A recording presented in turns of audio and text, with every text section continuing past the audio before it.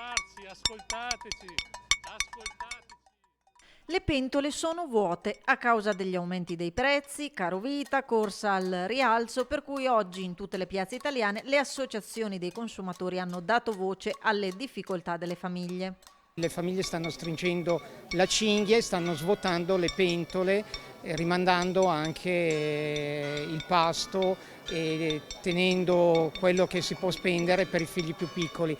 Piazza Biade, il centro veneto di raccolta in cui si sono riuniti i rappresentanti per denunciare la spinta inflazionistica che in Veneto tocca Vicenza più che altri capoluoghi. Ma qui a Vicenza possiamo dire che l'inflazione sta crescendo di più di altre città d'Italia, perciò qualcosa ci preoccupa maggiormente, più se pensiamo che in questi giorni, come ben sappiamo, sono aumentati i tassi di interesse, avremo anche a fare i conti con mutui che aumentano e prestiti che le famiglie che hanno già problemi avranno da fare i conti anche con questa emergenza. Una tra le prime è quella che le associazioni dei consumatori possano sedersi ai tavoli del governo e definire assieme a loro, ai decisori politici, quali sono le misure più efficaci e più efficienti per la popolazione. Al momento siamo rimasti purtroppo inascoltati, motivo per il quale in tutte le piazze d'Italia siamo scesi per protestare, per far sentire la nostra voce. Vogliamo dare un segnale che la gente ormai non ne può più, gli aumenti, l'inflazione, gli aumenti,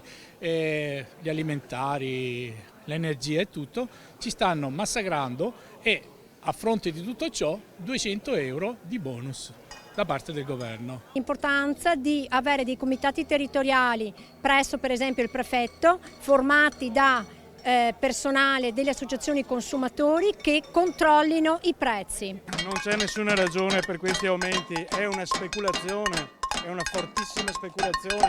E proprio su questo ha fatto luce il prefetto di Vicenza che ha raccolto le proposte della delegazione. Il prefetto ha garantito che farà un'analisi evidentemente delle proposte per calarle territorialmente, però ci saranno delle determinazioni che saranno assunte a livello nazionale. Piuttosto io ho assicurato la mia disponibilità invece ad essere attento ad eventuali segnalazioni che su fatti specifici loro ritenessero di dover avanzare.